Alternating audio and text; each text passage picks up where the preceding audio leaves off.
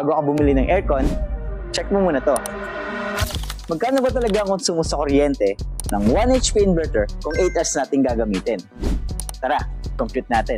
Karaniwang rated power input ng mga window type 1 HP inverter ay nasa 700 to 900 wattage kapag natural na tumatakbo. Kung gagamitin natin ito ng 8 hours a day, simple lang ang computation. Halimbawa, ang 1 horsepower ay 800 ang average. 0.8 i-multiply natin sa 8 hours is equal to 6.4 kilowattage per day. At ang Meralco electricity rate this 2026 ay 13 pesos. At 6.4 kilowatt per day, i-multiply natin sa 13 pesos Meralco rates ay equal to 83.2 pesos per day.